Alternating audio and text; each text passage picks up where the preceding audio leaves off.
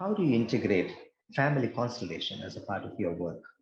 Or in what context do you use family constellation to facilitate client benefits? It is a very powerful form of working with someone. And I think, again, there needs to be a certain readiness for people to be willing to undertake this.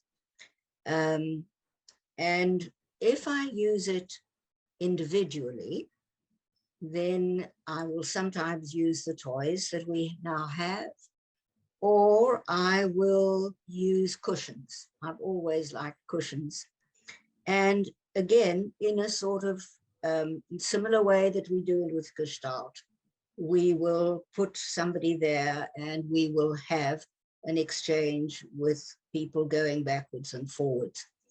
But the point about the use of constellation is for us to reveal what is happening unconsciously. Mm.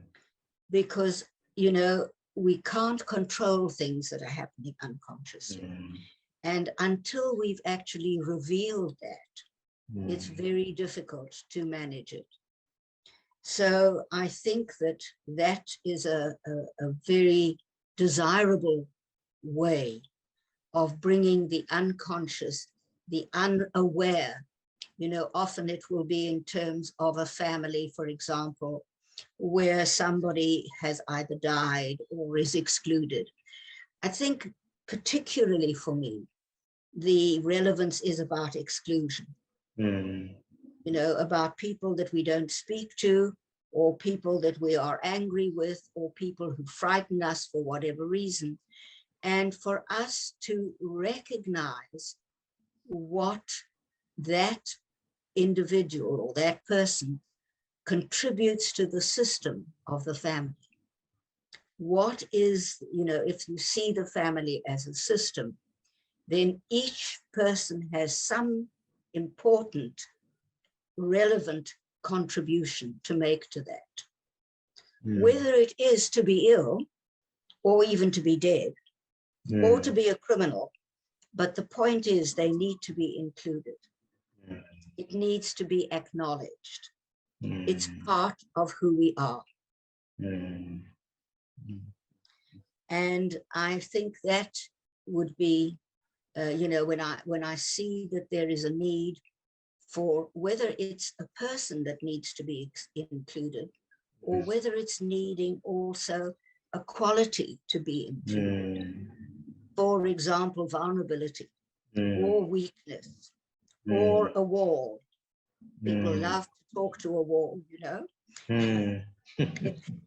to become the wall. So I feel that this therapy, because it brings, you know, it's a kind of a play, and it brings to light what is going on, is very, very helpful. It's helpful also in that I think it's unthreatening. That doesn't mean that it's always easy. It isn't always easy to accept, but my sense is that it isn't threatening.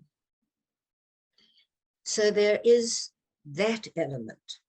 And then there's another element that I feel is very important, that Ursula Frank, I'm sure you know her work. She used to come to South Africa. She was very responsible for us getting our training in South Africa. Very fine woman. I didn't hear her name. Can you repeat? Ursula Frank. Okay.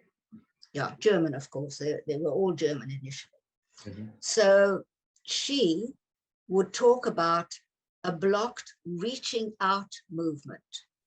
In other words, someone who has become so frozen, so afraid of encountering the other, that reaching out moment is blocked.